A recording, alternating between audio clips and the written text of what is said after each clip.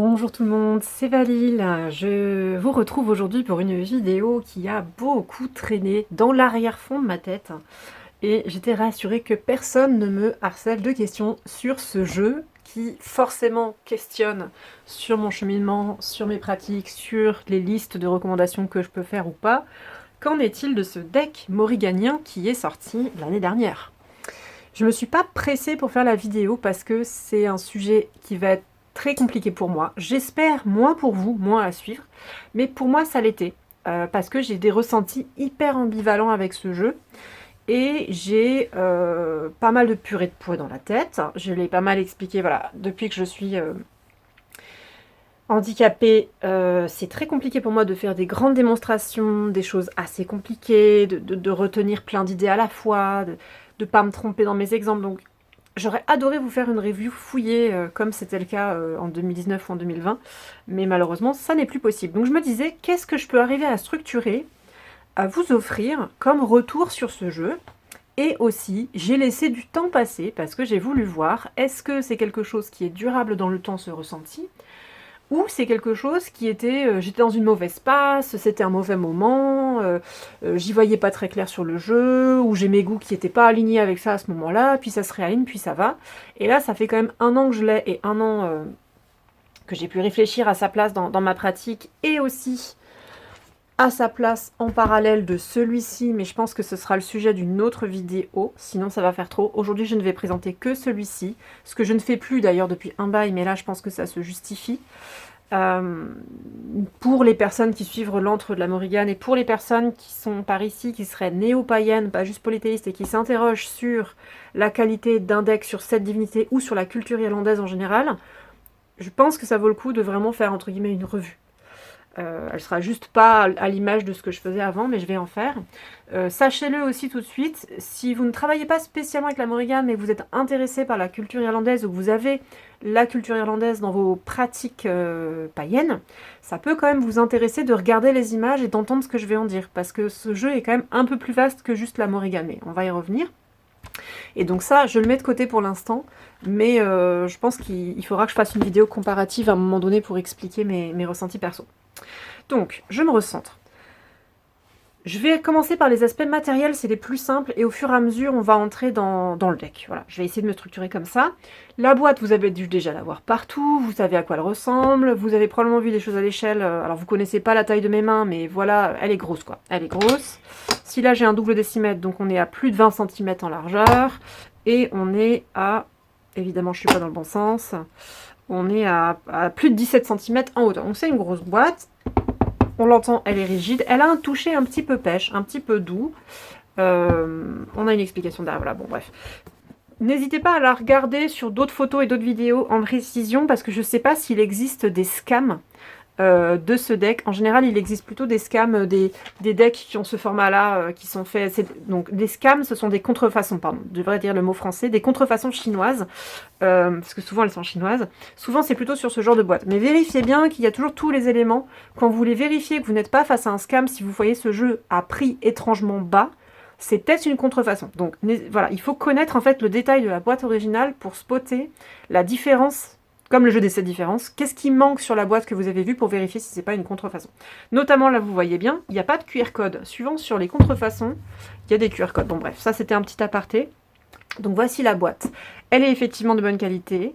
Elle a été pensée pour être utilisée au départ. Et ça, pour moi, c'est un gros fail de la boîte, mais c'est pas grave, on va y venir. Elle était pensée pour s'ouvrir. Donc si je dois monter un tout petit peu mon truc, voilà. Au fond, vous aviez les cartes avec ce petit lacet. C'est très minimaliste, mais le lacet, enfin le ruban, pardon, fait son effet. Moi, je m'en sers aussi pour soulever le livre parfois, parce que même le livre, il n'est pas simple à prendre. C'est un carton qui se retire, hein, qui est amovible et qui est très fragile, mais c'est pas grave. J'en attendais pas plus pour du mass market. Et en fait, ici, là, c'est ça qui compte. C'est que vous avez une encoche, voilà, qui est censée vous aider, alors je sais qu'on l'en voit pas très bien, mais qui est censée vous aider à faire tenir les cartes, qui peut vous servir éventuellement d'espèce de mini-box de dévotion, mini-box d'hôtel. Vous pouvez laisser une carte affichée comme ça, et voilà. Alors, pour les voyages ou pour certaines choses, je me dis pourquoi pas, mais en fait, si de toute façon il y a un creux ici, et que, enfin, la boîte c'est plus facile de juste poser une carte sur son propre hôtel que de poser une boîte entière sur son propre hôtel. C'est vachement trop grand, donc j'ai pas trop compris le principe. Et surtout, je ne sais pas si c'est justement, mais donc ici on a un petit ruban qui permet de tenir la boîte ouverte ou fermée avec deux aimants qui se trouvent un ici, un ici. Et en fait, moi, la boîte, voilà, elle ne reste jamais, jamais, jamais, jamais ouverte.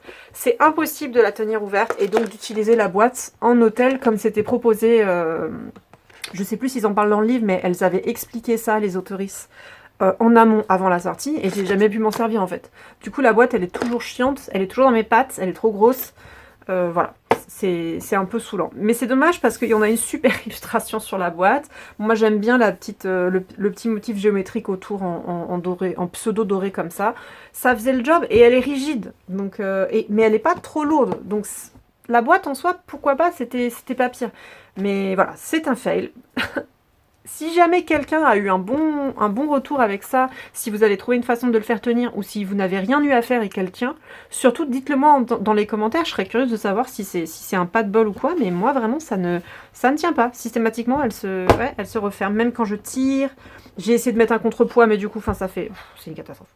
Voilà, donc la boîte, jolie, plutôt pratique pour certains aspects, plutôt pas du tout pratique pour d'autres aspects. Faites votre choix, mais effectivement, comme le jeu est pas donné, je crois qu'il est à 35 €, ça explique aussi. Ça reste une... Si on avait une boîte plus petite cloche, on aurait une boîte de bonne qualité et tout le monde serait content et tout le monde dit « Ah, la boîte, elle est super !» Mais dès qu'on est sur un volume plus grand, pour les personnes seules, dans des petits appartements ou précaires, où tu n'as pas beaucoup de place, dès qu'on a une grosse boîte, on reste un peu avec sur les bras. Donc ça a des côtés positifs et des côtés négatifs selon les personnes, mais forcément, grosse boîte, gros coffret, dira gros prix. Voilà, j'avais dit que j'essaierais de me structurer, donc j'ai valdingué la boîte en dehors de l'écran, enfin en dehors de la vidéo, et là je vous prends le livret, je pense que c'est ce qui va être plus simple. Donc le livret, il est vraiment super chouette. Je pense que c'est quand même un aspect du truc qui est super réussi. Il est en format paysage, donc c'est un peu déconcertant, il faut l'avouer. C'est original, mais du coup c'est déconcertant. Quand on a l'habitude d'avoir un format A5, d'avoir des tout petits little guidebooks, etc., c'est un format qu'on n'utilise pas d'habitude. Donc il est vraiment en largeur. Et quand on a une image, ça gêne pas. Et quand on a du texte, c'est un peu perturbant. Bon, on y reviendra. Mais ça marche bien. Il est d'une espèce de texture un petit peu mat, mais en même temps il accroche quand même la lumière. J'espère que là vous le voyez notamment ici, là, ce que ça fait. La texture est douce, donc je la trouve un peu comme la boîte. Mais je trouve que c'est un toucher doux sans être collant. Parce qu'en fait il y a des trucs peau de pêche qui collent. Et c'est hyper désagréable quand on a de l'hypersensibilité sur les mains, où on a l'impression d'avoir les mains moites, mouillées ou transpirantes. Voilà, moi j'ai des problèmes avec ça, donc si ça colle, j'aime pas trop. Là c'est doux, sans coller. C'est un rouge profond forcément qui convient bien avec la Morrigan. On a une super illustration avec des guerrières derrière qu'on voit pas forcément très bien, les corbeaux. Ils ont choisi cette figure au milieu, en fait c'est une carte du deck. Cette carte pour couverture, je trouve que c'était un bon choix pour plein de raisons.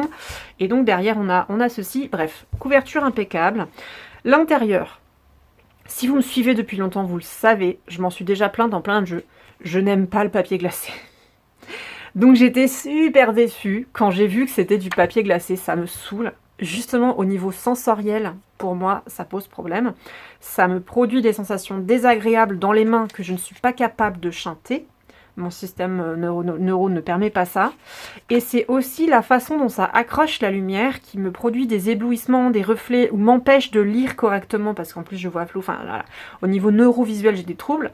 Donc vraiment je déteste le papier glacé, j'étais trop dégoûtée du choix. Mais c'est une appréciation qui est personnelle.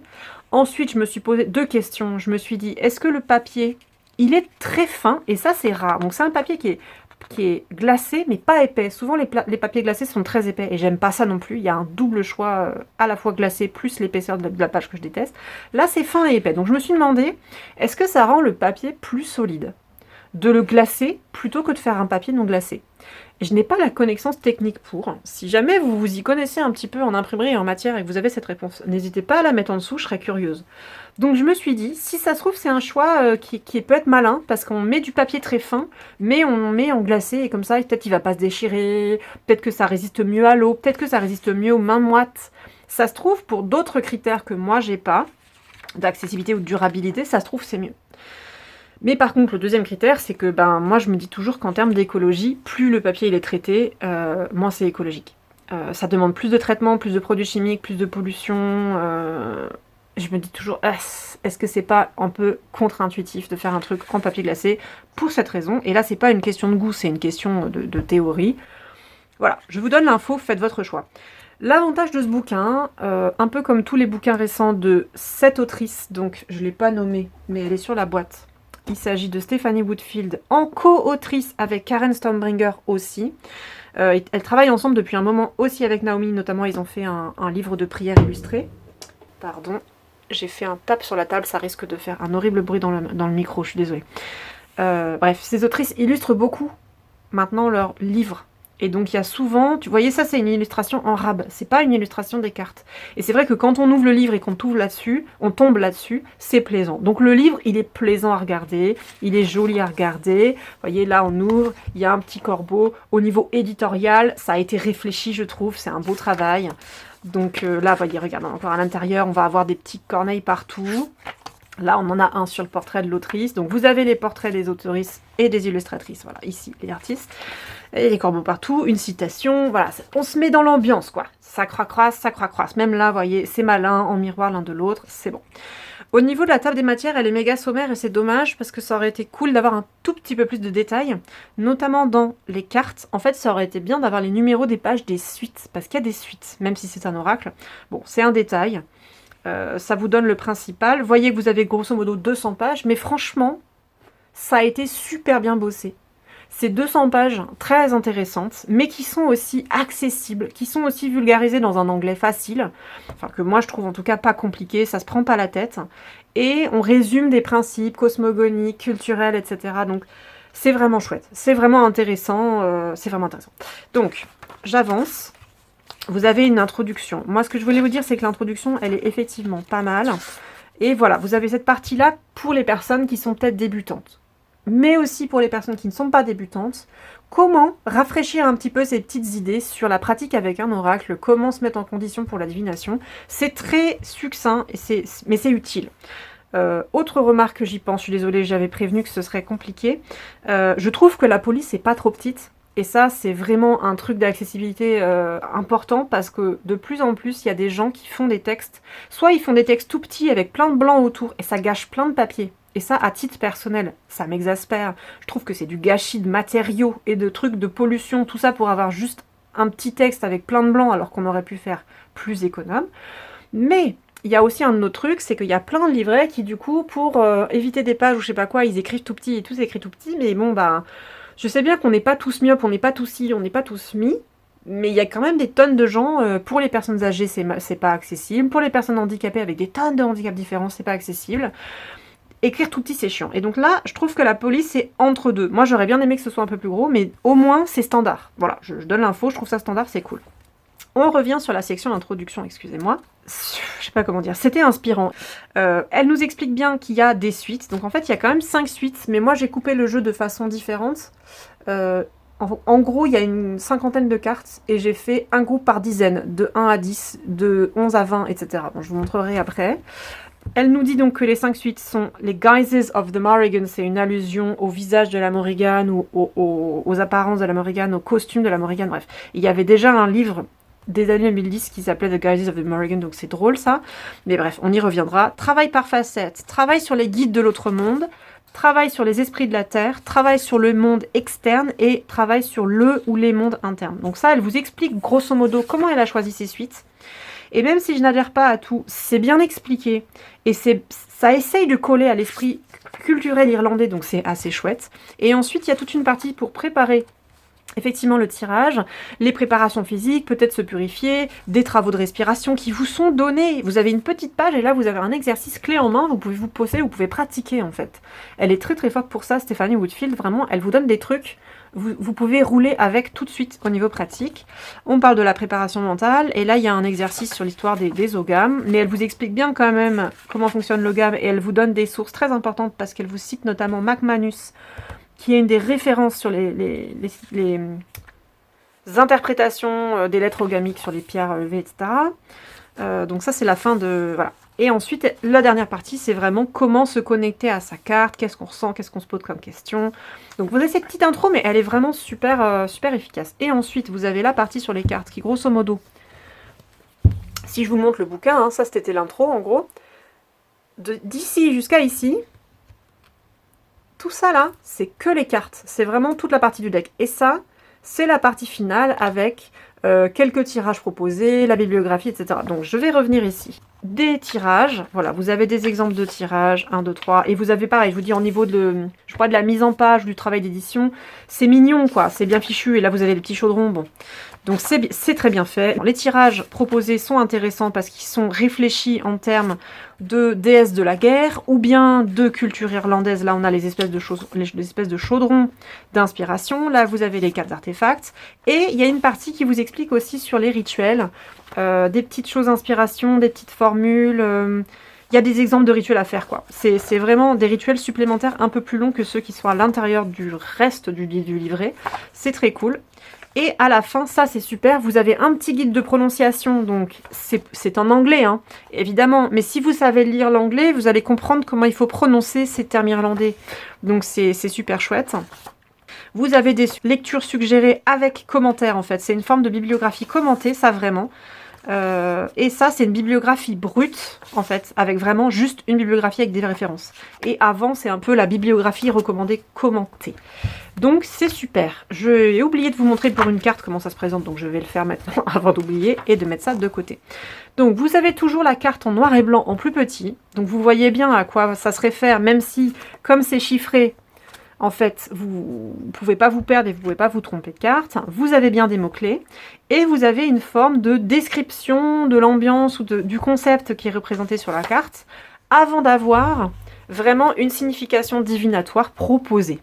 Et ensuite, toujours, elle nous avait prévenu, ce jeu, il est pensé aussi pour pratiquer et donc on vous donne, c'est chaque carte un rituel. Donc en gros, on a 45 cartes, je sais plus, 46 45 cartes sur le devant. 45 cartes, ça veut dire 45 rituels proposés, plus les rituels qui sont à la fin. Ce qui est quand même un travail énorme. Donc c'est pour ça que ce jeu, il est hyper dense, il est hyper riche. À la fois dans ce qu'il va proposer au niveau visuel et au niveau culturel, parce qu'on vous donne vraiment des clés culturelles irlandaises là-dessus. Et aussi parce qu'en termes de pratique, on vous propose vraiment clé en main ce dont vous allez avoir besoin, les termes d'objets, etc. On vous propose des invocations, des récitations, des trucs qui sont tout faits pour que vous n'ayez pas à les créer vous-même. C'est hyper pratique. Je les ai pas forcément réalisés moi. J'en ai réalisé en fait aussi des miens à partir de la carte. J'ai fait des petits rituels un peu comme ça, mais perso. Je me demande s'il y en a un que j'ai utilisé ou pas. Mais même si je les ai pas utilisés, en fait, je suis contente d'avoir cette ressource. Parce que quand on est fatigué, quand on n'a pas d'inspiration, quand plein de raisons, plein de choses peuvent faire qu'à certains moments, c'est plus facile de suivre un rituel que de le créer soi-même. Il y a quand même plein de thématiques, quoi. Donc, un sort pour la souveraineté, un sort, la courouline, je vais vous regarder, c'est plutôt un spell pour voir clairement. Donc, vous voyez, c'est pas forcément... comment dire, le nom du sort n'a pas forcément le nom de la carte, mais il est réfléchi en contexte avec telle chose. Et la carte peut vous servir d'ancrage énergétique ou d'ancrage visuel pour représenter le spell qui va avec, le sort qui va avec. Donc vraiment, c'est super. C'est vraiment super. Ce qu'il faut savoir, c'est qu'il y a plein de gens qui ont attaqué pendant des années Stéphanie Woodfield à cause de son premier livre. Il y a plein de choses très critiquables dans son premier livre, c'est vrai, qui s'appelait Invocations of the Marian, je sais plus quoi. Ça aurait été bien de le sortir, mais je ne l'ai pas prévu, donc je ne l'ai pas sous les yeux. C'était un gros ouvrage vert avec un grand nœud celtique, etc. C'était une couverture abstraite, il n'y avait pas de photos, etc. Mais en gros, c'était un travail par archétype. par facette. Ça lui était énormément reproché de c'est de la Wicca qui fait une sauce et qui prétend être irlandaise, c'est pas respectueux de la culture irlandaise. Il y avait aussi des choses qui étaient factuellement fausses dans ce qu'elle a avancé. Elle a été notamment épinglée sur son chapitre sur Morgane Le Fay parce que c'est une erreur de lecture historique, de lecture mythologique, c'est vraiment faux. Mais voilà, c'est son plus vieux livre, il est très ancien, et Stephanie Woodfield, elle a aussi le droit d'évoluer. Et elle a beaucoup évolué. Elle est beaucoup moins Wiccan, je pense, qu'avant. Est-ce qu'elle se le dit encore? Je suis pas sûre. Elle se dit peut-être d'ailleurs païenne ou polythéiste.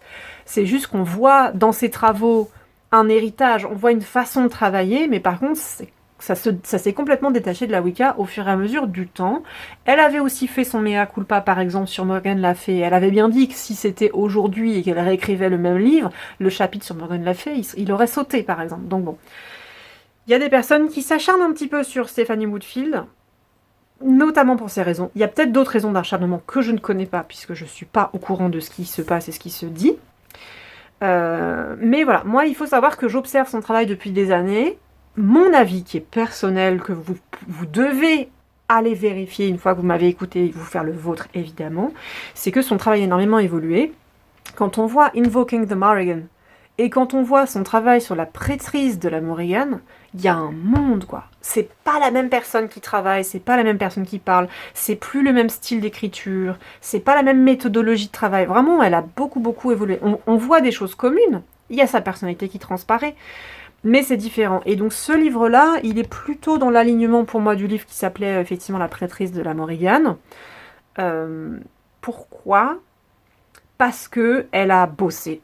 Elle a bossé. On voit bien qu'elle n'avait pas assez de connaissances culturelles et historiques irlandaises quand elle était jeune sur Invoking the Morrigans. Mais quand elle écrit Priesthood of the Morrigan ou quelque chose comme ça, elle connaît les textes, elle est capable de citer, de faire référence, les choses sont bien expliquées. Quand elle fait une métaphore et qu'elle réécrit quelque chose depuis la mythologie irlandaise, elle le dit. Elle cite bien la méthodologie d'un côté, la mythologie d'un côté, et elle cite que là, elle est en train de faire sa glose dessus propre. Tout est bien identifié sur l'UPG, pas l'UPG, le lore, pas le lore. Et c'est beaucoup plus respectueux de la culture, et voilà, le savoir est grand. La connaissance de la culture de base, et des textes sur la Morrigan, etc., est grande. Vraiment dans son ouvrage, qui peut-être le dernier, je ne sais plus. Et ça, pour moi, il s'approche. Elle essaye d'infuser dans des textes qui sont plutôt courts, plutôt synthétiques quand même, l'esprit. Qu'est-ce que c'est que l'esprit éventuellement de la mythologie irlandaise, des textes mythiques, les différents, la vision du monde, comment ça fonctionne. Donc, et ça, on le retrouve dans ce livre-là. Donc je pense que c'est vraiment pratique pour approcher la culture irlandaise. Ça n'a pas encore été traduit en France, mais je me demande si ça sera le cas un jour, parce que y a eu un boom d'édition depuis 2020, et grosso modo, les maisons d'édition se mettent à rattraper des nouveautés, et il y a des jeux qui sont traduits parfois en même temps que la sortie d'origine, ou un peu après, ou quelques années après, mais en tout cas, peut-être qu'il sera jugé important, et peut-être qu'il sera traduit par une maison d'édition, je ne sais pas. Quand on a été habitué à avoir 20 ans de que de la Wicca, que des livres Wiccans, que des trucs qui sont pas corrects, qui sont pas avec beaucoup d'erreurs factuelles, avec beaucoup d'erreurs d'interprétation, pas toujours très respectueux, pas du tout au courant non plus de la répression sur l'identité irlandaise et la culture irlandaise, la langue irlandaise par les Anglais, de ce que ça peut poser comme problème d'appropriation, etc. Quand on a enfin un bouquin qui essaye de vraiment respecter la source originale, il y a un monde, quoi. Donc ça, on peut toujours faire mieux, mais c'est déjà vraiment tellement mieux que ce qu'on a eu en France pendant des années que c'est super cool, quoi. Donc je pense que c'est un travail, il faut reconnaître et il faut saluer. Surtout qu'en plus, il vient remplacer un deck qui était très différent, mais du coup ça, il faudrait que j'en parle dans une autre vidéo, c'est que les deux decks sont incomparables. Parce que ce deck-là, il n'a pas été conçu comme un deck. C'était un livre d'illustration avec des contes, où il y a eu les grandes illustrations ont été redécoupées pour faire des images, pour faire un deck. Et il n'y a pas de livret, etc. Donc c'est incomparable, c'est pas le même travail. Mais du coup, forcément, ça vient combler un vide, surtout que c'est du mass market. Après, techniquement, si j'étais une personne qui habite aux États-Unis, ça serait moins accessible que ça, je pense. Parce que ce deck-là, vu qu'il est en format carte à jouer, Vraiment comme si c'était un jeu de poker, quoi. Ou un jeu de, si vous voulez, un jeu de 32, un jeu pour faire de la bataille. La qualité des cartes est assez basse. Mais elle n'est pas dégueulasse non plus. Mais c'est un jeu à jouer. On n'est pas là pour ne pas abîmer ses cartes. On est là, on peut les emmener au bar, elles vont se blanchir sur les côtés, ça va se corner, c'est pas grave. Mais du coup, c'est beaucoup, beaucoup moins cher et beaucoup plus accessible quand on habite aux USA et qu'on n'a pas les frais de port et qu'on n'a pas les tarifs. Ça, c'est un jeu de salon, quoi. C'est complètement différent. Et en plus, les cartes sont très grandes, donc bref. Rien à voir. Donc je pense que c'est un bon jeu. Maintenant, ceci ayant été dit, ce qui m'ennuie, c'est que ce deck a aussi des défauts. Et des défauts qui peuvent être assez importants à mes yeux en termes de lore, soit de représentation visuelle, soit des choses qui sont dedans. Et du coup, ça mériterait d'être décortiqué. Sauf que, comme je vous dis, je n'ai pas assez de mémoire. Je n'ai pas assez de mémoire vive au moment où je parle pour m'en rappeler. Je ne peux pas écrire, je ne peux pas préparer mes vidéos. Donc en fait, à moins que j'arrive à m'en rappeler vraiment visuellement devant la carte ou quoi, c'est très compliqué de concevoir une vidéo d'analyse comme ça. J'adorerais la faire, ou il faudrait que j'en fasse une deuxième plus tard, sur quelles sont les erreurs ou quels sont les trucs que je reproche à ce jeu. Parce que j'ai commencé par encenser, parce que je pense que c'est vraiment quand même très bon. Mais il y a aussi, encore malgré tout, des trucs que je trouve pas ouf. Et pas ouf au niveau perso, au niveau de mes goûts, et parfois pas ouf au niveau précision culturelle. Et donc c'est important de savoir identifier quelles sont les cartes qui sont ok et quelles sont les cartes qui ne le sont pas, je trouve, si on veut justement avoir un bon apprentissage, sinon bah, on répand des idées bancales, en fait, voilà. Mais je pense qu'on peut quand même se mettre d'accord sur le fait qu'il y aura vachement moins d'idées bancales dans un jeu comme ça que dans n'importe quel tarot celtique des années 2000, quoi. Donc, à un moment donné, il faut reconnaître. Donc voilà, à partir du moment où j'ai dit ça, je vais regarder avec vous les cartes et je vais essayer de réfléchir à comment structurer un petit peu ça. Autre truc, j'ai oublié de vous commenter les illustrations en amont. Il faut savoir que j'adore le travail de Naomi Kornok. De façon générale, c'est une illustratrice que j'aime beaucoup. Sa façon de représenter les paysages, de représenter les divinités, de donner en fait une espèce de vibe à ces images et des ambiances comme ça mythologiques. Il y a plein de trucs que j'adore chez elle. Il y a aussi des choses qui me parlent moins, c'est-à-dire où je me sens pas touchée. Et il y a aussi des choses que j'aime pas du tout. Mais grosso modo, c'est une artiste dont j'aime beaucoup le travail. Donc sachez-le, je partais vraiment avec un a priori positif sur le deck. Et en fait, c'est pour ça que j'ai dit que c'était compliqué à expliquer et que c'était très ambivalent.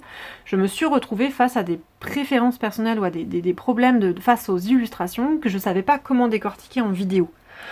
Mais grosso modo, c'est une personne qui fait, je trouve, un travail très intéressant. Il est plutôt, mais c'est ça qu'il faut savoir, c'est qu'il est d'inspiration. Il a envie de prendre des morceaux de choses qui existent déjà, mais il va les revisiter. On n'est pas dans la reconstruction, en fait. Là où, par exemple, Morpheus Ravenna, elle avait vraiment essayé de prendre des sources historiques, des sources archéologiques, de représenter des choses à partir d'artefacts de musées, etc. On était dans du reconstructionnisme. Beaucoup plus juste, du coup, au niveau de ce que ça représente. Naomi Kornok, elle ne fait pas ce travail-là. Elle essaye d'être inspirée par, mais c'est différent. Donc sachez que si vous voulez une précision historique, je pense que c'est pas vers ce deck-là qu'il faut se tourner, mais je connais pas beaucoup de gens qui veulent de la précision historique, donc à la limite, bon, c'est pas grave. Et après, il y a aussi des choix perso. Je sais pas exactement comment elles ont travaillé en équipe, par exemple. Ça, c'est une autre question. C'est une question des collaborations artistiques. Est-ce que Stephanie Woodfield et Karen Stormbringer lui ont demandé de représenter juste un concept et il y avait carte blanche? Ou est-ce qu'elles ont guidé, j'aimerais bien qu'il y ait tel symbole sur la carte ou pas? Ou est-ce que c'était... Voilà. Parce que du coup, quand on va parler des cartes, je ne sais pas quel a été le rôle de Stephanie Woodfield sur ces cartes. Est-ce qu'elle repasse derrière? Est-ce qu'elle critique ou pas? Est-ce qu'il y a des choses qui peuvent être modifiées? Je sais pas du tout, quoi. Ça, c'est mystérieux. Donc, c'est ça qui est compliqué dans la collaboration. C'est que du coup, il y a des aspects, là, je vais reprocher aux images. Mais il va falloir que j'arrive à être précise sur, entre guillemets, du coup, quelle est la personne à laquelle je m'adresse, quoi. Donc, retenez-le déjà dès maintenant. Peut-être que je risque d'être un peu floue dans ce qui va suivre, mais les images, c'est Naomi Kornok en premier. Là, je vous ai montré le dos, que vous avez dû déjà voir pas mal de fois, je pense, que je trouve intéressant. Il était un peu inattendu parce qu'au final, il est assez clair. Et c'est ça que j'ai bien aimé avec du jaune en bas, donc des couleurs plutôt chaudes, et du violet bleu un peu en haut. Bon, au milieu, on a les animaux, on a des artefacts, on a des épines, donc ça correspond bien. On a quand même un centre qui est un peu sombre. Mais au moins, on n'a pas genre juste 3 corbeaux, on n'a pas d'espèce d'entrelacs celtiques, on n'a pas... J'ai trouvé que c'était inattendu, donc j'ai bien aimé le dos. Mais c'est pas pour ça tellement que j'étais là, je voulais entrer dans les cartes. Ce deck, il peut être intéressant, je l'ai dit, pour plein de personnes. Il est quand même vraiment focus sur la Morrigan, mais il a aussi plein de trucs juste irlandais, des principes cosmogoniques, des lieux, des artefacts. Donc je m'étais demandé, est-ce que même quand on ne travaille pas avec la Morrigan, on pourrait y avoir un intérêt? Bah, je me demande, parce que si vous voulez communiquer avec des divinités, si vous voulez parler avec certains esprits, si vous voulez, ou je sais pas, ou autre chose, parce que ça dépend en fait pourquoi vous tirez les cartes ou pas, mais si vous êtes de culture irlandisante dans votre pratique religieuse ou spirituelle, bah ce deck-là, il conviendra bien, au final, parce que vous allez retrouver vraiment plein de choses qui correspondent à cet univers mythique avec lequel vous essayez de communiquer ou d'entrer en résonance. Donc je pense qu'il y a quelque chose qui pourrait être un peu plus large. On va y revenir. Donc, Stephanie Woodfield, sa base, c'est de travailler en archétype, c'est de travailler en facettes. Donc même si elle a évolué et qu'elle ne travaille plus de façon Wiccan brute, on retrouve différentes cartes d'archétypes, on va le voir. La suite numéro 1, elle mélange les Guises of the Morrigan, elle mélange les visages directs, c'est-à-dire les divinités étant identifiées comme étant aussi la Morrigan ou les Morrignat dans le lore, et des archétypes purs. Et ça, par exemple, c'est un truc où moi, enfin, c'est une chose sur laquelle je trouve qu'il aurait fallu insister dans le livret. Je trouve que si on voulait être vraiment précis, il faudrait l'expliquer. Et c'est pas expliqué dans le livret, par exemple. Donc là, on a Baive, qui est une divinité existante, qui fait partie des Morrignat. Donc, on a Baive, Maka, nous, elle est dans les Morrignat. Là, on pète la suite. C'est pas une divinité. La lavandière du guet, là on est sur un archétype, on est sur une figure, éventuellement ça sera un esprit, parce qu'en fait les lavandières ce ne sont pas des divinités majeures, ce seront des esprits du chi. Et est-ce que la Morrigan est une lavandière ou pas, d'où viennent les lavandières, etc. C'est un énorme point de lore compliqué, où beaucoup de gens pensent que c'est équivalent, alors qu'en fait ça ne l'est pas. Mais c'est compliqué la question de la lavandière. Donc là, on est sur vraiment les divinités. Là, il y a archétype. Mais tout ça est regroupé sous la même chose qui serait Goddess of the Morrigan. Donc c'est pas simple. On a Nevin, là, on est sur une entité. Et c'est complexe parce que, à nous, c'était déjà un peu complexe aussi, mais Nevin, il y a un gros point de discussion sur est-ce que c'est une divinité à part ou est-ce que c'est vraiment un visage de la Morrigan elle-même qui change de forme et qui peut devenir Nevin. C'est fort discuté sur la question de divinité distincte ou pas, mais que Morrigan serait un titre pour les divinités guerrières, et à ce moment-là, plus le nom de la divinité elle-même, et donc ça se transmet, et donc Nevin pourrait être une Morrigan, entre guillemets, au sens où c'est un titre. Donc il y a plein de choses, mais en tout cas, on revient sur une figure de divinité. Là, on revient sur un archétype shapeshifter, donc change-forme en français. Là, on est aussi sur un archétype, la sorcière. Là, on revient sur une divinité qui est tellement peu connue que c'est très compliqué à débattre. On a très peu de choses dans l'ordre, donc c'est vraiment pas simple. Mais bizarrement, elle a fait le choix de la mettre quand même. Là, on a la Dame de la Souveraineté. Le fait d'avoir mis Lady ici, ça me questionne. Il y aurait plein de choses à dire sur est-ce qu'on parle d'un esprit, est-ce qu'on parle en fait d'une autre divinité et que c'est la reine Maeve qui est représentée ici. Mais du coup Maeve, est-ce que c'est vraiment une reine et donc c'est un archétype ou c'est un esprit ancestral, ou bien est-ce que Maeve en fait c'est une divinité? A priori elle est quand même considérée comme une divinité. Pourquoi avoir mis la Lady of the Sovereignty plutôt que Maeve si c'est Maeve qui était pensée alors qu'avant il y avait bien des noms de divinités?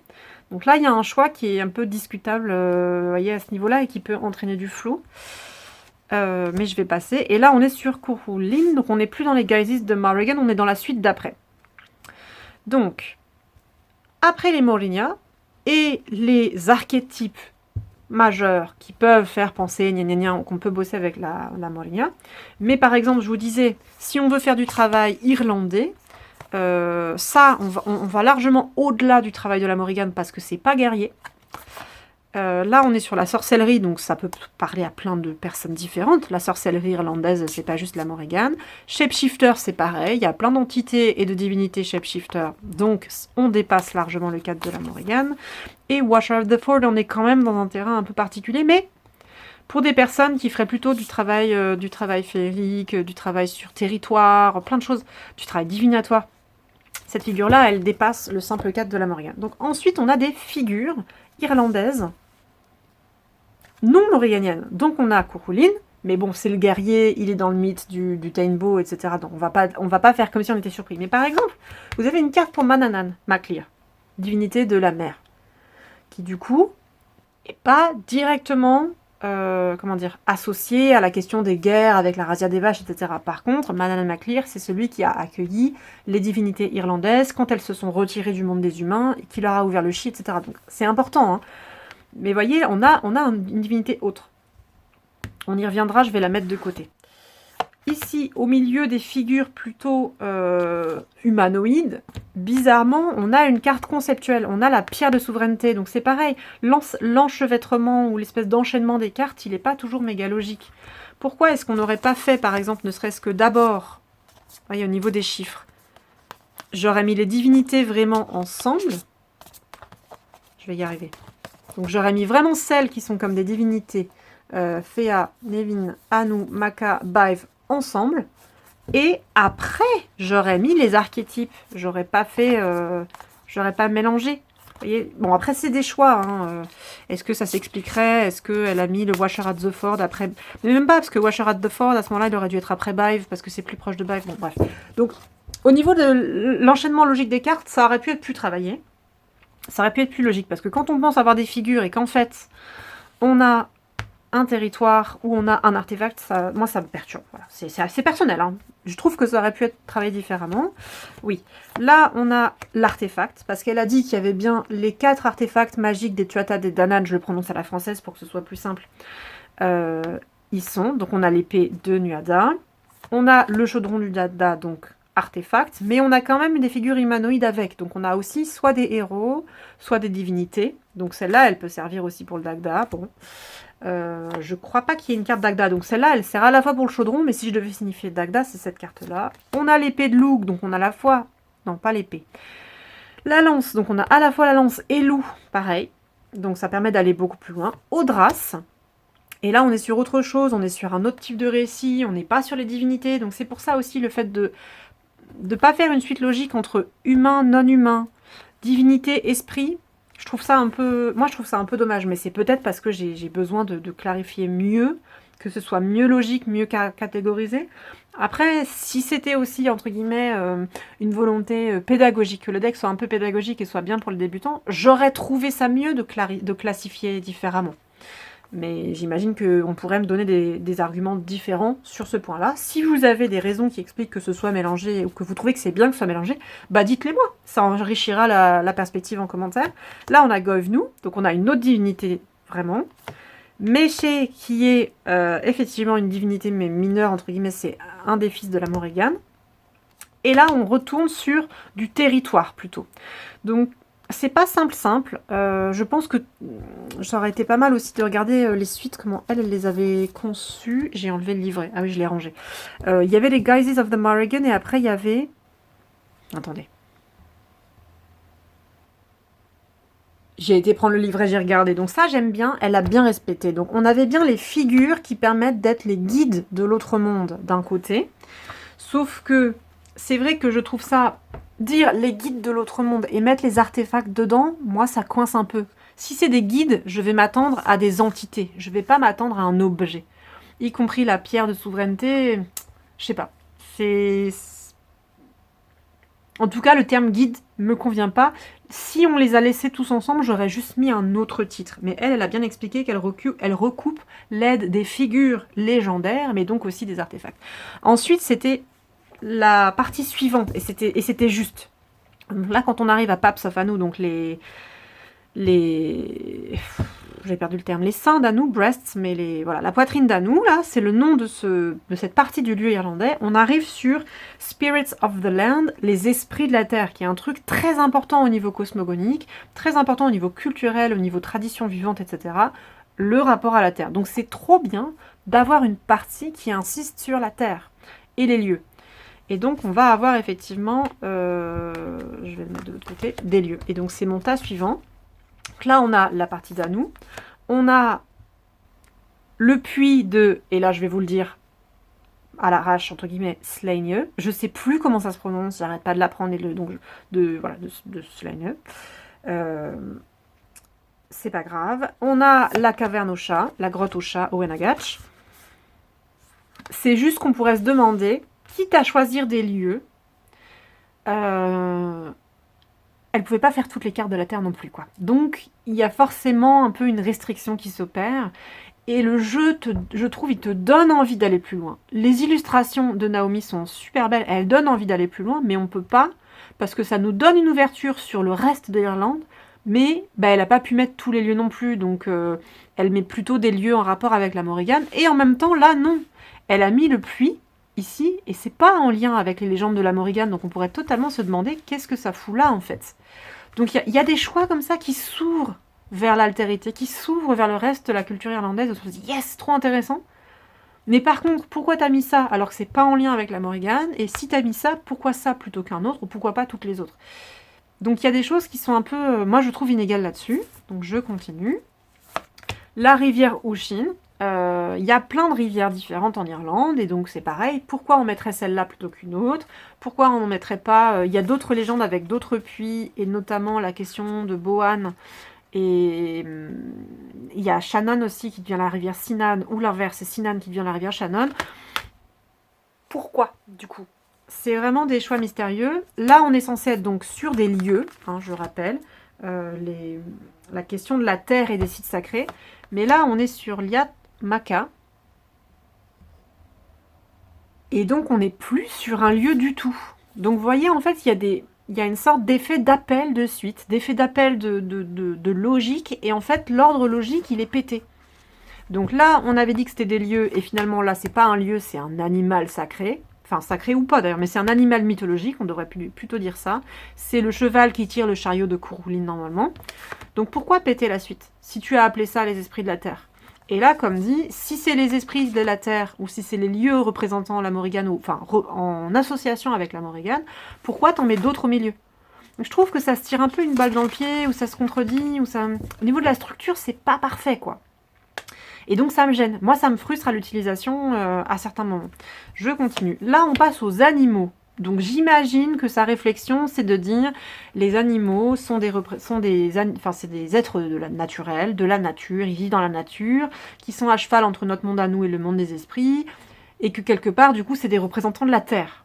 Et donc, on met les animaux dans la partie Spirits of the Land. Mais quand on voit les animaux que c'est, pourquoi est-ce que t'as mis que ceux-là et pas les autres? Et en fait, c'est parce que c'est pas juste des esprits animaux, et c'est pas juste les esprits de la terre. En fait, c'est les Guises of the Morrigan.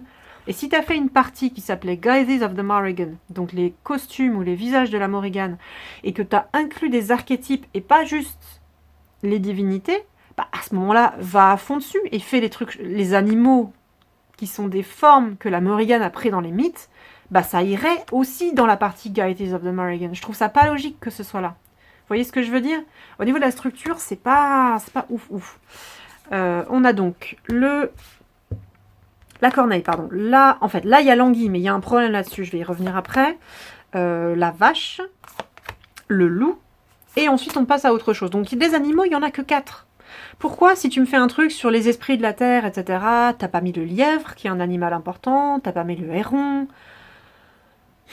Donc, c'est pas complet, en fait. Ça s'ouvre sur autre chose, ça peut parler à d'autres personnes que des dévotes de la Morrigan, ça peut parler à des personnes plus irlandisantes, mais en même temps, c'est quand même super restreint, et il y a des choix qui... ça tombe un peu en plan, quoi. Donc, je continue. Là, on a cette carte, mais je vais vérifier si on est toujours dans les Spirits of the Land, parce que je veux pas dire une ânerie. la dernière carte de la suite, c'est le loup. Ça, c'était la dernière carte de la suite des Spirits of the Land, effectivement. Donc, ces deux cartes-là, c'est une autre suite. Donc, je suis allée vérifier pour pas vous dire une ânerie. La suite de Outer Worlds, les mondes externes, c'est pensé comme étant la suite des choses, littéralement les choses que l'on rencontre quand on va dans le monde. Donc ça peut être des objets, des personnes, la famille, nos interactions avec le monde. Donc je trouve que c'est un peu bancal dans la façon dont c'est expliqué par rapport aux cartes. Même si au final, je peux comprendre le choix, en fait je trouve qu'elle aurait dû l'expliquer différemment. Mais bon, c'est mon avis. Là, la carte de la tribu, forcément, elle va me poser souci parce que dans un monde de l'édition mainstream, mass market, pas forcément toujours très informé, très à la pointe, mettre une carte avec le mot tribu sans faire de petits disclaimers, moi ça me gêne. On sait que le mot tribu, il a été employé dans les textes mythologiques, dans les commentaires des textes mythologiques. Là je pense à la tribu de Danann, justement, de la Tuatha des Danann, donc la tribu de Danann ou quoi, un truc comme ça. Mais aujourd'hui, on sait que la mythologie, elle a été étudiée par majoritairement des hommes blancs cis et des colonialistes, aussi des impérialistes. Donc du coup, le fait d'avoir employé le mot tribu, même s'il est ancien et qu'il est un peu consacré par l'usage, etc., en fait, on peut le remettre en question. C'est pas forcément un bon terme. Et je ne sais pas, moi, là, tout de suite maintenant, j'ai dû faire les recherches, à mon avis, il y a 7 ans là-dessus, mais je l'ai oublié. Quel est le terme anglais qui est traduit, le terme irlandais qui est traduit comme ça? Est-ce que ça justifie de le garder ou pas? Il y aurait vraiment, en fait, de la pédagogie à faire sur le mot tribu et expliquer pourquoi, par rapport à certaines identités autochtones, le mot tribu ne se justifie pas. C'est pas juste parce qu'on a un regroupement de personnes qu'on a une tribu, en fait. Une tribu, ça a un sens et, du coup, c'est pas généralisant. Et des personnes qui ne font pas partie d'une tribu employer le mot tribu, ça se fait pas vraiment en fait. C'est pas politiquement correct. C'est pas très respectueux ni rien. Donc ça me saoule. Surtout que ça me saoule qu'on n'a pas. On aurait encore une carte qui représente les Tuatha Dé, ces dieux-là spécifiquement, la tribu de ces dieux ou pour lequel le mot tribu est sorti. J'aurais fait ok, tu colles au mythe. On dit la tribu de Danann, t'as fait ça. Mais c'est pas ce qui est représenté en fait, c'est 3 meufs dessus. 3 meufs plus un feu avec un visage en forme de femme aussi. Excusez-moi, je parle un peu vulgairement, mais du coup ça fait très tribu féminin sacré, gna gna gna. Ça va pas. Ça va pas. Donc cette carte-là, pour moi, au niveau représentation, au niveau logique, au niveau culturel et au niveau politique, elle pêche vraiment. Donc je trouve ça dommage. Sachant qu'en plus, elle a un côté très mystique avec cette grande colonne de feu et les espèces de feux dans le ciel, là, presque on dirait des oiseaux. Bah, je sais pas, si tu voulais en faire un truc mystique, il y avait de quoi faire, en fait. Ça se justifiait comme choix, mais pas avec ce nom, ou je sais pas, propose-moi autre chose, quoi. Donc, c'est pas simple. Sachant qu'en plus, si c'était, on a dit, la catégorie des cartes qui vont nous représenter les mondes extérieurs, ceux qu'on rencontre en allant dans le monde, pourquoi, pour représenter tribu, tu me fais un truc mystique? On a dit que c'était pas mystique, là. On voulait aller dans le monde de tous les jours. On voulait aller dans les interactions du monde commun. Donc pourquoi tu me fais un truc perché? Ça va pas non plus avec la catégorie que tu t'es fixée. Donc voilà, il y a des choses comme ça qui ne me conviennent pas. Ici par contre, Blessings, là on est dans une interaction humaine, donc vous allez avoir plein de figures humaines avec des petites actions, la corne à boire qui est tendue, ça va renvoyer à des mythes, ça ne renvoie pas du tout qu'à la Morrigan, donc c'est pour ça que je disais que ça c'est des trucs que j'aime bien. On entre dans des connaissances irlandaises mythologiques plus variées et dans des conceptions aussi culturelles, donc comment se passent les rituels, comment se passent les rassemblements humains, pour envisager ne serait-ce que les célébrations des 4 fêtes du feu, Lunasa, Samhain, Imbolc et Beltane. Donc c'est très intéressant. Voilà, il y a plein de choses à en voir, on pourrait gloser, et on peut aussi gloser de façon mystique, de façon poétique, et ne pas prendre ce tirage, enfin ce jeu pour en faire un tirage spécialement irlandais ou de connexion irlandaise avec ses alliés ou quoi que ce soit. On peut en faire un tirage donc divinatoire, réfléchir à d'autres choses, et ça parle en fait. C'est très, je trouve que c'est très causant. Attendez, 29, oui là, on est à 30. Donc on est dans les interactions externes encore. On peut donc échanger et faire des trucs cool. On peut être plutôt sur la bataille. Ça, c'est une carte que j'aime beaucoup avec la question des différentes... corneille guerrière, corneille de guerre. On a un bouclier, on a cette espèce de feu qui nous fait penser à des choses. Est-ce que c'est du feu? Est-ce que c'est de la fumée? Est-ce que c'est réaliste? Est-ce que c'est mystique? Et puis en dessous, vous avez tous les petits guerriers là. Il y a plein de choses. Il y a plein de choses sur ces cartes. Vous avez la victoire avec cette tête tranchée. Donc là, on a une carte sanglante. Il n'y en a pas tant que ça dans ce jeu-là par rapport à l'autre qui peut être très trash, mais on a quand même la tête coupée. Ça fait référence, je pense, à la légende de Maca, avec la question de Maca, les têtes coupées, même si c'est un terme très discuté. Maca et les glands de Maca, on dit que c'est une couronne de tête coupée, mais en fait, c'est pas forcément vrai. Enfin bref, c'est débattu. Mais on a cette carte. On peut être victorieux, du coup. La guerre, la victoire. On a une carte de nudité ici, je crois qu'on en a d'autres. On n'en a pas beaucoup, mais on en a quelques-unes.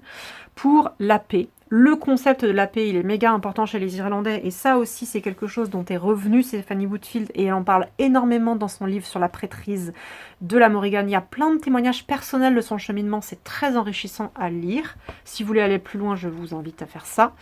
Mais en tout cas, on a une carte sur la paix, et on a un choix aussi intéressant avec quelque chose en pleine nature, là. Très très verdoyant, très dense, plein d'éléments partout, plein d'animaux. Il y aurait des choses à en dire là-dessus. C'est intéressant par contre, voyez, on nous parle du monde extérieur, on nous parle des interactions avec les autres humains, et la carte de la paix, elle est toute seule. Elle est toute seule dans la nature avec des animaux. Genre, t'as fait la paix avec toi-même du coup? Et surtout que ça arrive après la guerre, donc il y a un choix de temps en temps à coller au mythe et à coller à la culture, et à s'être donné, comme dit, un objectif de suite. Et là, tout d'un coup, c'est perché. Ça, on dirait une carte de deck néo-païen, de féminin sacré ou je sais pas quoi.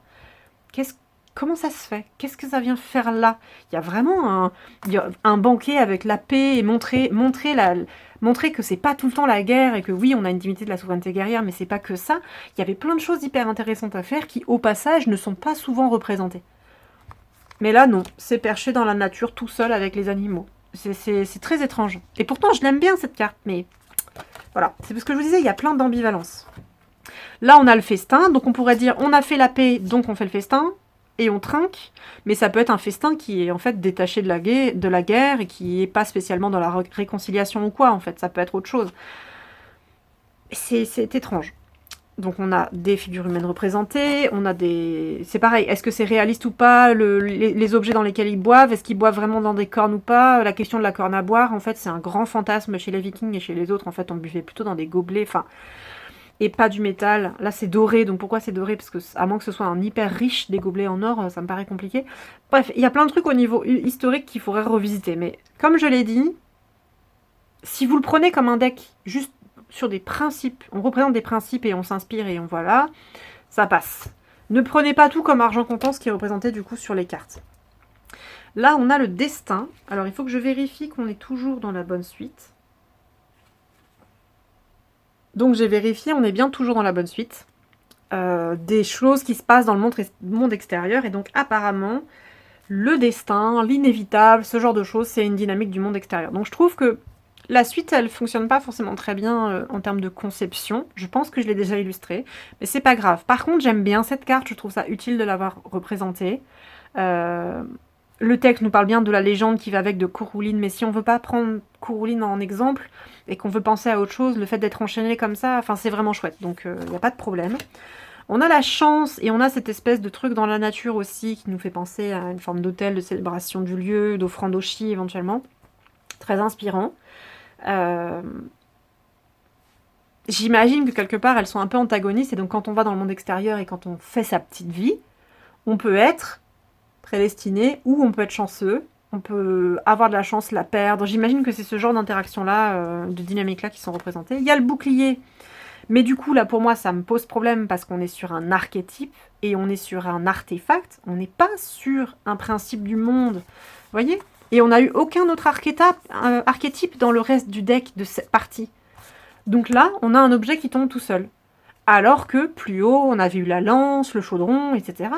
Bah ça marcherait mieux avec les autres cartes.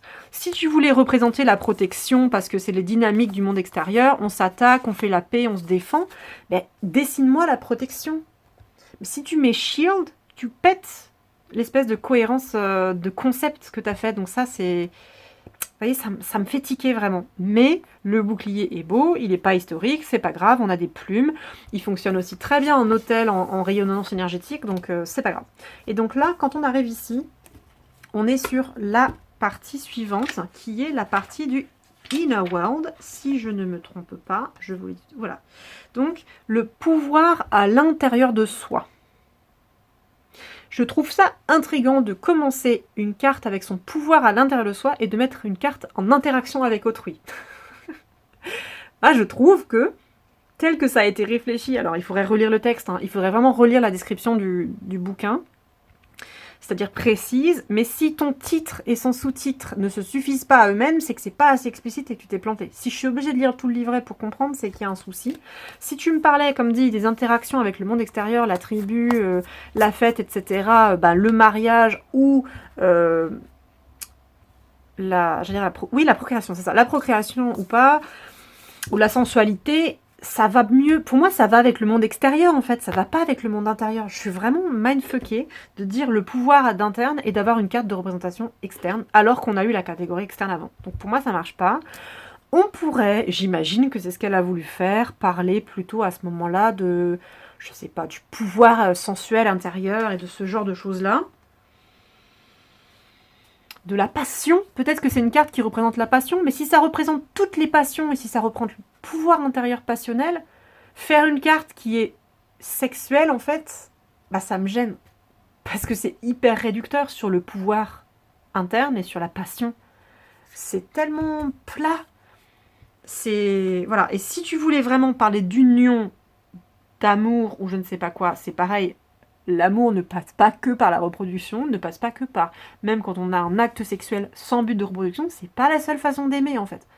Donc c'est hyper cliché, c'est hyper hétérosexuel et tout, genre patriarcal, c'est genre, ah, pourquoi pourquoi du coup cette carte-là, elle me pose que des questions de ce type, quoi. Donc vraiment, c'est dommage, et je trouve qu'elle n'est pas à sa place dans le deck, dans cette catégorie. Ensuite, sur le pouvoir intérieur, on a l'incitement ou l'incitation, parce que je crois qu'en français l'incitement n'existe pas, excusez-moi. Ok, mais c'est pareil, l'incitation, techniquement, ça vise quelque chose. Est-ce que tu t'auto-incites tout seul? Et en général, c'est ce qui est plutôt ici, c'est qu'en fait, tu incites les guerriers à la bataille. Ça, c'est l'excitation. C'est le fait d'entraîner les autres avec soi et de faire une levée d'énergie. Du coup, je trouve que ça vise toujours quelque chose à l'extérieur. En général, c'est collectif dans le lore de la Morrigan, ou dans le lore guerrier, dans le lore de la magie druidique.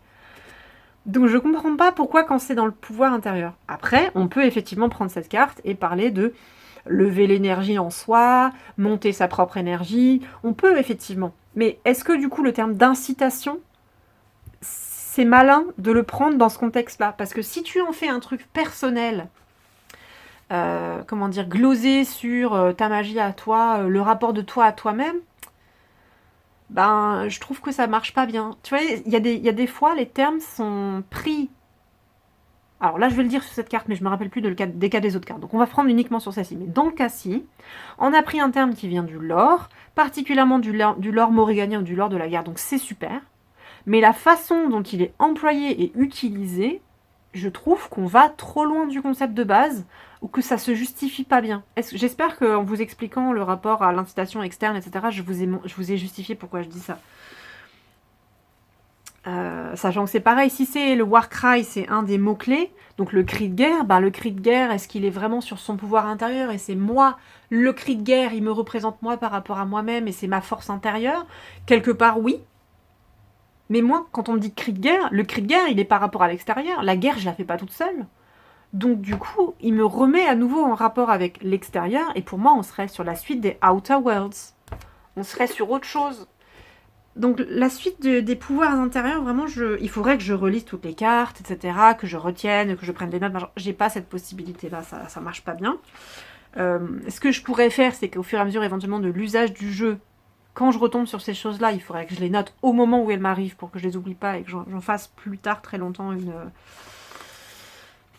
vidéo commentaire, une vidéo complémentaire, ou alors que je mette dans les commentaires. Mais voilà, il y a ça qui me va pas.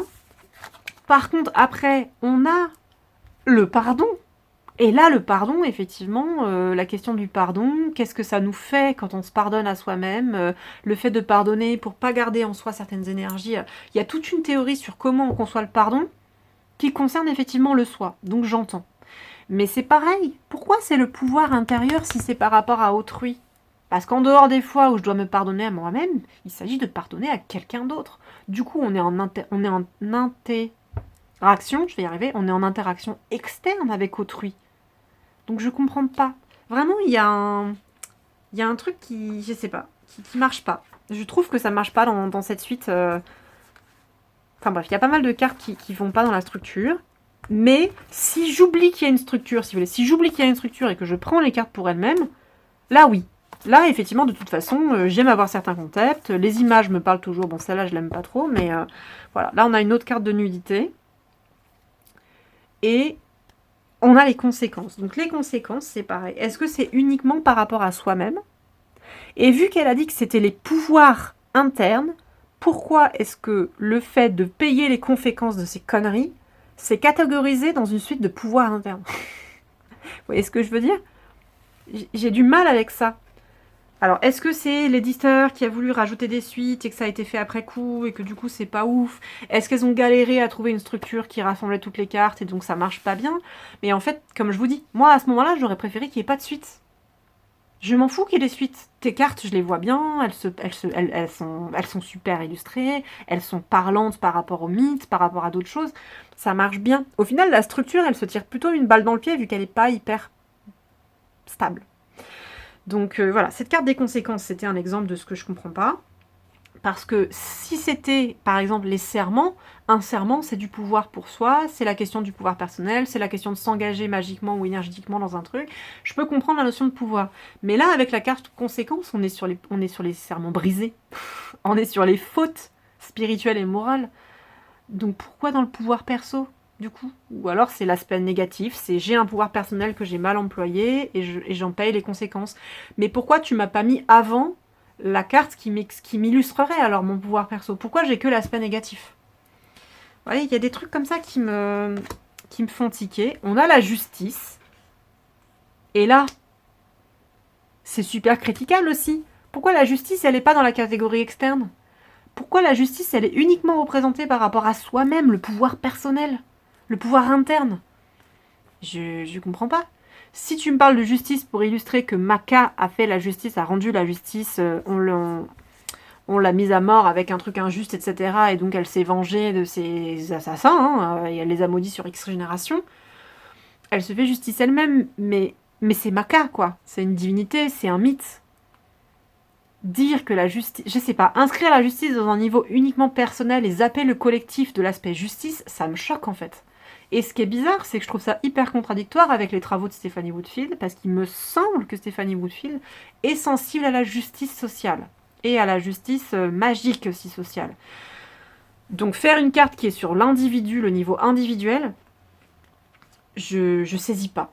Après, peut-être qu'elle fera une différence entre individu et interne, parce que c'était le pouvoir within, donc c'est le pouvoir interne. Mais si c'est le pouvoir interne, c'est le tien, c'est le mien, ça reste au niveau de l'individu, donc je comprends pas. Et je comprends pas comment on l'extrait du tissu social, la justice. Comment on l'extrait du tissu communautaire, du coup? Je comprends pas. Donc c'est super qu'on ait une carte justice, on a Maka, c'est quand même incroyable d'avoir représenté cette carte après l'accouchement où il y a du sang partout, enfin, c'est particulier, quoi. Et la malédiction qui se lance au-dessus sous forme de corbeau, c'est superbe. Mais comme dit, c'est sa place dans le deck, ce qu'elle est censée représenter à ce moment-là, et vraiment pour moi ne fonctionne pas. Là, on a la mort, donc à la limite. Mais c'est pareil, la mort, pourquoi? Pouvoir intérieur. Pouvoir de donner la vie, pouvoir de donner la mort. La mise à vie, la mise à mort, enfin... Je sais pas. Et sinon, si c'est la mort avec transformation, et si et ça, en fait, c'est pas que la mort, en fait, c'est des trucs un peu glosés. Est-ce qu'on est dans du développement perso, là, et plus dans de l'irlandais? Est-ce que... C'est particulier. Mais là, je vous fais uniquement par rapport au concept visuel et à ça. Je ne connais pas le deck par cœur. Je ne connais pas les cartes par cœur. Donc, je vous montre vraiment un seul des aspects possibles de lecture sur ce jeu et sur ces cartes. Là, le serment, oui. C'est ce que je vous disais. On avait tout à l'heure les conséquences, et j'ai dit si c'est le serment brisé, etc., c'est pas ouf pour les serments personnels, j'aurais préféré le serment et pas le serment brisé. Il est ici. Là, pouvoir personnel de prêter serment, etc., je suis d'accord. Ça, c'est la carte qui fonctionne bien dans cette suite. C'est une des seules. Offerings avec le pouvoir personnel, que la dévotion soit et que l'amour, entre guillemets, du divin, etc., en soi, soit conçu comme un pouvoir within, oui.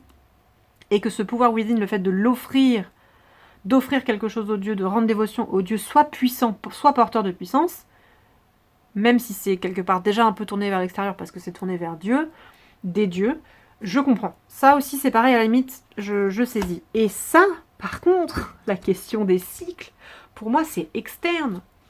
C'est limite si on n'est pas dans les histoires de cycles de réincarnation. C'est pas mentionné comme ça, je crois pas. Mais il y a une dimension, si vous voulez, qui est vachement plus vaste sur... c'est cosmique. En fait, pour moi, c'est cosmique. Du coup, pourquoi tu me parles de ça sur le pouvoir intérieur? Si c'est cosmique, c'est pas le pouvoir intérieur, en fait.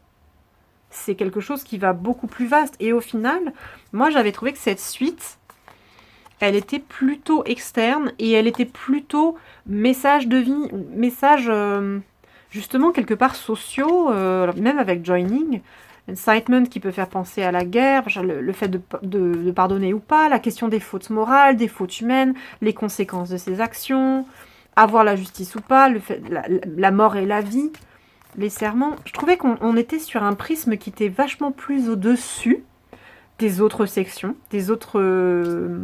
pardon, je vais y arriver. Des autres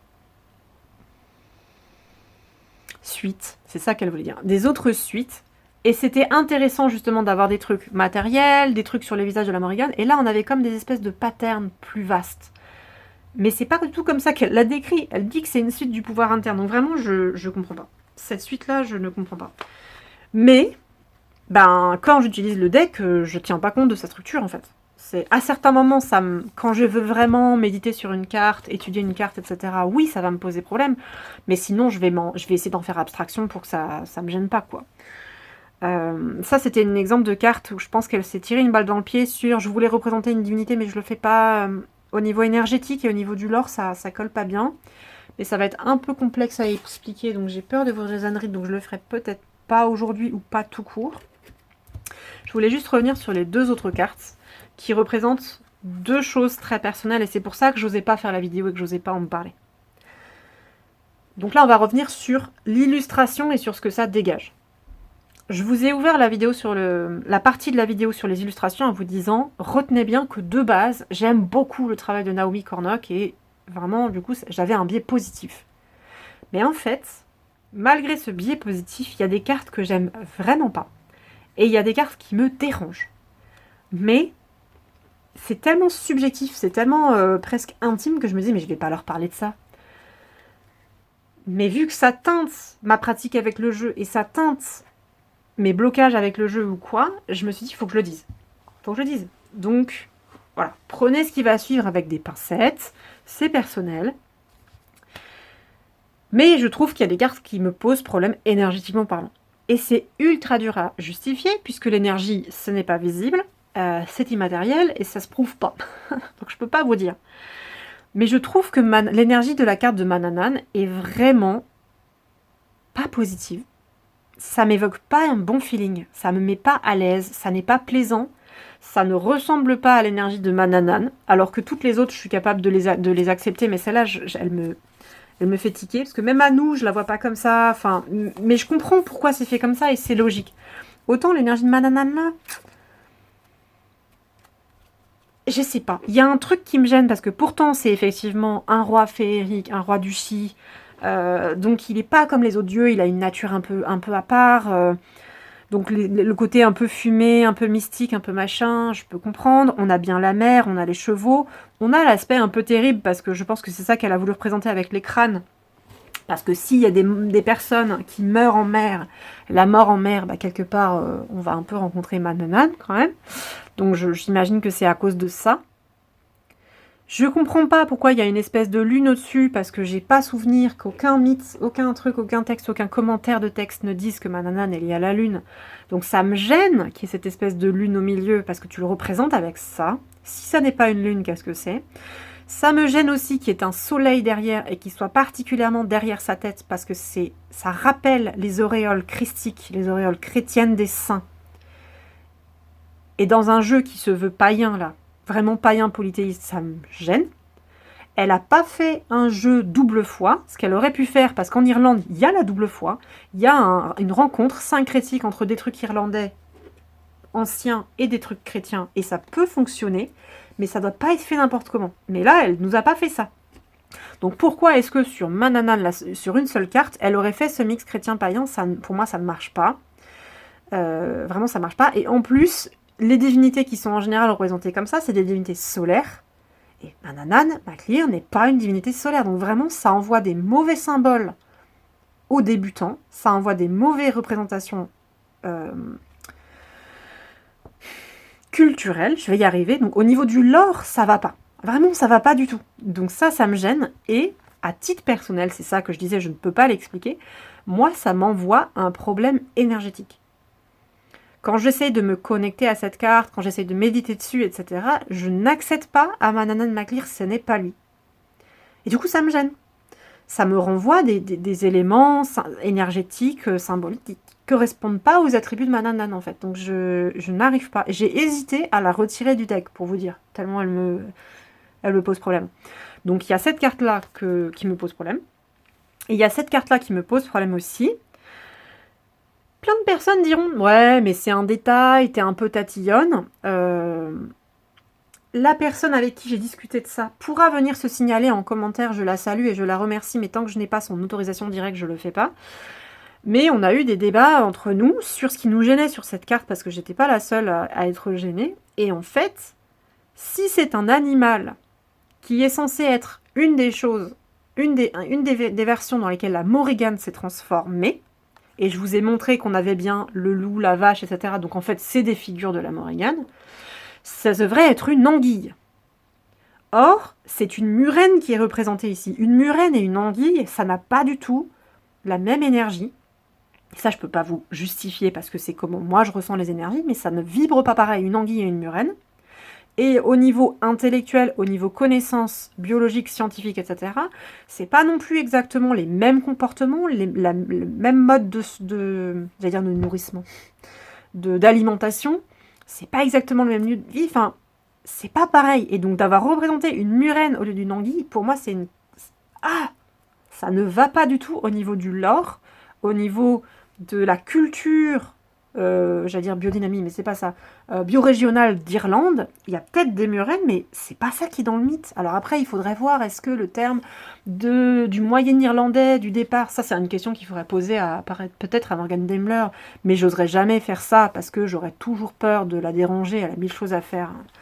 Donc bon, mais moi ça me gêne. Est-ce que le terme irlandais de départ, c'est un terme vaste pour les espèces de trucs serpentins d'eau? Est-ce que c'est tous les trucs serpentins, reptiliens d'eau? Et c'est reptile / poisson? Est-ce que c'est seulement une des variétés et que ça recouvrerait que la murène ou au contraire que l'anguille? Mais c'est pareil, quand on regarde dans le livret, elle en parle pas de ça. Elle justifie pas son choix, alors que c'est vraiment important, parce que autant ce serait un choix où je vous dis, je sais pas... La lune, là, pour Manannan, peut-être que c'était un truc d'une gnose perso, mais il faudrait qu'elle l'explique. Je sais pas, qu'est-ce que j'aurais pu vous donner comme exemple? Il y a des éléments du dessin où si elle ne justifie pas pourquoi elle les a mis, c'est pas grave. Puisque j'ai dit que c'était inspiré d'eux, c'est pas historique, machin, sur certains points. Notamment la tronche des artefacts, c'est pas réaliste. Sur certains points. Enfin, ou c'est pas reconstructionniste, je devrais dire. C'est réaliste, mais c'est pas reconstructionniste. Mais là... C'est comme si elle m'avait pris un titre de la Morrigan, un attribut, un truc comme ça, et qu'elle l'avait modifié, en fait. Ben non, le lore ne dit pas ça. Et du coup, si tu le modifies, dis-nous que c'est ta gnose. Dis-nous pourquoi tu le fais. Mais ne fais pas croire aux débutants que du coup, la Morrigan, elle se transforme en murène. Ou ne fais pas croire aux gens qui ne savent pas ce que c'est qu'une anguille, que ça, c'est une anguille. En fait, c'est pas une anguille. Et moi, au niveau énergétique, vraiment, ça me gêne de ouf. Il y a une énergie vraiment que j'aime pas du tout. sur cette carte, qui est couplée aussi avec ce paysage, du coup pas réaliste qui est derrière, où on a un ciel qui est noir, et on a une espèce d'énorme soleil doré comme ça. Pareil, que j'aurais bien aimé qu'on m'explique. Je ne comprends pas pourquoi c'est ça, et ça me convient pas. Donc, je vous ai donné ces exemples-là, mais il y en a d'autres. Il y a des cartes qui, énergétiquement, ne me vont vraiment pas du tout. Et en fait, ça me rend le deck difficile d'accès. Parce que, autant la structure, je peux passer outre, je m'en fous. Si la structure est bancale. Autant les représentations sur les cartes, ou ce que les cartes renvoient, ça me pose problème. Ça me pose vraiment problème. Et ce qui est intriguant, au final, c'est que le jeu, il est beaucoup plus complet. En tout cas, il se voulait beaucoup plus complet que... Je vais pas mettre ça, attendez, j'en mets une autre. Non plus, on va mettre une carte un peu peaceful. Il se voulait beaucoup plus complet, du coup, que le deck que je vous ai dit, là, de Morpheus, Ravenna et Anna Storyteller, qui n'était pas conçu comme un deck au départ, donc forcément, il n'est pas complet. Mais celui-là, il se veut... voilà, on part avec le lore, on respecte les textes, on respecte la culture donnée... On essaye d'être précis même si on vulgarise et tout, et on fait du bon taf de vulgarisation. Mais sur certains trucs, on est à côté. Sur certains trucs, ça va pas. Et c'est curieux. C'est curieux pour moi. Je me suis recentrée un petit peu. Je me dis que là, il resterait toute une partie à faire sur comment j'utilise ce deck. Comment je l'utilise, comment je ne l'utilise pas, les choses pour lesquelles il est pratique ou pas. Et je me demande si je le fais dans une autre vidéo un autre jour parce que je suis fatiguée, ou si je le fais dans une vidéo comparatrice avec celui-là pour expliquer les forces et les faiblesses de chacun, ou j'ai un doute là. Du coup, en prévision d'un futur montage, je vous remercie de votre écoute et je vais vous saluer maintenant. Et je ferai effectivement plus tard une autre suite. Je perds un peu mes idées là. Donc j'espère vraiment que j'ai réussi à me faire comprendre. N'hésitez pas à me dire le passage de la vidéo qui vous pose problème, si vous n'avez pas compris ce que je voulais dire, si vous avez une question, si vous mettez le timecode avec votre question, j'irai me réécouter et j'irai essayer de clarifier ce que j'ai voulu dire au moment où je l'ai dit, en espérant que je m'en rappelle ou que j'improvise de toute façon une réponse à ce moment-là, même si je ne m'en rappelle pas. J'espère que ça vous sera utile. Si vous reste des questions sur des sujets que je n'ai pas abordés, ce serait vraiment important que vous les mettiez, parce que j'ai envie de vous être le plus utile possible. Donc voilà, s'il y a des choses que j'ai pas assez bien expliquées ou pas expliquées du tout, j'aimerais pouvoir le rattraper dans l'avenir, tout simplement. Et j'essaierai de vous expliquer un peu par la suite, à ce moment-là, si j'y parviens, certains avantages et certains inconvénients autres que ce que j'ai expliqué là déjà, plus perso en fait, plus dans mon rapport entre moi et le deck. Ce que j'ai commencé à expliquer un peu à la fin quelque part en me disant que moi j'ai des cartes qui me dérangent, mais faire plutôt un bilan de pratique avec le deck. Et ça c'est... je pourrais considérer quelque part que c'est en dehors de l'aspect purement review. Voilà. Et ben merci vraiment pour toutes les personnes qui seront allées au bout de la vidéo, parce que je pense que ça va être très long vu que je l'ai tourné en plein de morceaux. Donc bravo. Bravo à vous. Merci de la fidélité, de l'écoute. Et je vous dis, j'espère que vous allez bien. Prenez soin de vous et puis on se retrouve pour une prochaine vidéo.